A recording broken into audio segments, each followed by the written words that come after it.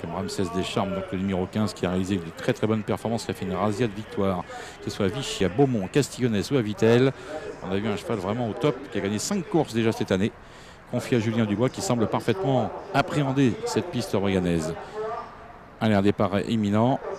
Voici notre temps fort de l'après-midi aujourd'hui à Royan, avec un départ donc très probant de Seabirds Fly ainsi que de Roi de Vore, le numéro 5, la casaque de François-Pierre Bossuet, qui s'est immédiatement donc installé aux avant-postes. Saphir de Maille vient un petit peu plus loin, alors que l'on retrouve déjà vers l'extérieur Tonio Duvivier qui fait un beau rapproché, accompagné encore par le 8 Tsar de Touchivon, le 9 Rossoli qui reste parmi les mieux placés, et puis le favori est remarquablement parti à son échelon, faute du numéro 6 Pridam Monochrome, avec Denis Brossard qui a rétrogradé sur une faute et qui se retrouve donc assez attardé, comme le 17 Kimi des Caillons, qui rendait la distance, à l'instar de Raison Génilou. C'est dur à 50 mètres de rendre avec des chevaux de cette qualité.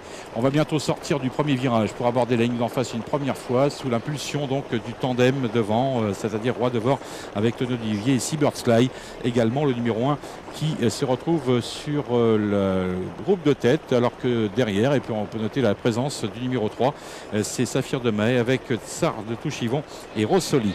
Les numéros 4 et 6 ont été disqualifiés. Québec des Haies et Pridam Monochrome ont disparu du peloton. La ligne d'en face maintenant, avec une course qui s'égrène quelque peu sous l'impulsion de deux concurrents devant qui ne lâchent pas le morceau.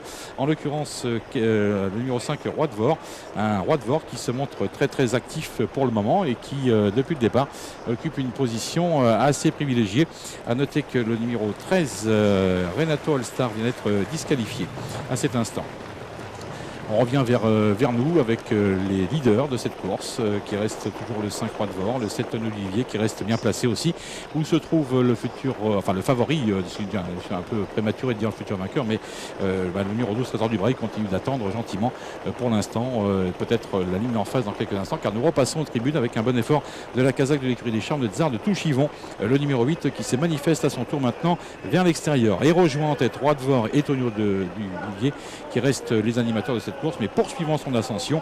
Voici que le numéro 8 Tsar de Touchivon, sage aujourd'hui, reste sur 3 disqualifications, est aux avant-postes maintenant avec le leader. Mais le leader ne s'en laisse pas compter, reprend l'initiative devant Roi de Vore avec François-Pierre Bossuet qui relance un petit peu la course. Seabirds Fly reste 3e pour l'instant côté corde, accompagné encore par les numéros 7, 9 et 3, à savoir Tonio Duvivier avec Saphir de Maille et le numéro 9 Rossoli. Rossoli, c'est une des très bonnes chances de cette course, attention à lui, il peut évidemment jouer un bon rôle sur sa vraie valeur, même s'il fait une petite rentrée aujourd'hui. Les concurrents qui abordent la ligne d'en face pour la dernière fois.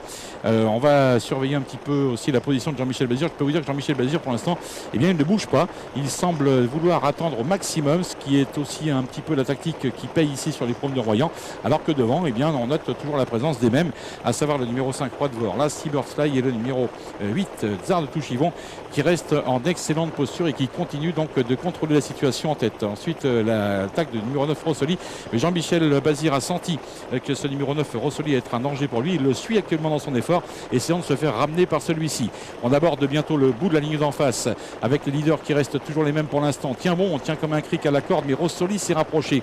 Rossoli va se montrer sans doute menaçant car il a une belle chance à jouer face au numéro 5 Roi de Vore qui ne lâche pas le morceau, qui a bien préparé cet objectif. Attention à Jean-Michel Bazir qui est 3e derrière avec Trésor du Bray, le numéro 12 qui attend son heure, et Seabirds Fly qui est avec Dominique Cordeau très sollicité côté corde.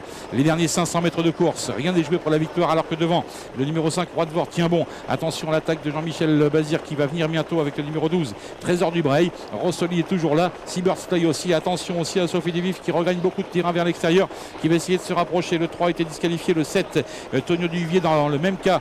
Maintenant Rossoli qui vient d'accélérer, Jean-Michel Bazir qui passe maintenant à l'action. Jean-Michel Bazir qui vient avec le favori de cette course et qui prend l'avantage maintenant, qui va vraisemblablement l'emporter. Il ne sera plus rejoint maintenant le numéro 12 Trésor du Bray qui règne cette course aisément. Deuxième place très disputée maintenant avec à l'extérieur, finissant très très vite, le numéro 17 devant le 14 et le 9, puis le 11, 17, 14, 9 et 11 derrière le vainqueur, le numéro 12 Trésor du Bray qui a été impérial à la fin. Voilà le résultat de ce 7e rendez-vous. On l'attendait, il avait les cartes en main. Trésor du Bray, les meilleurs titres, il s'est imposé facilement sous la poigne de Jean-Michel Bazir, une victoire aisée. Le cheval était un favori tout indiqué et il n'a pas déçu ses nombreux preneurs, triomphant avec l'art et la manière. C'est la classe qui a parlé plus qu'autre chose. En plus, Jean-Michel Bazir lui a vraiment donné le parcours parfait.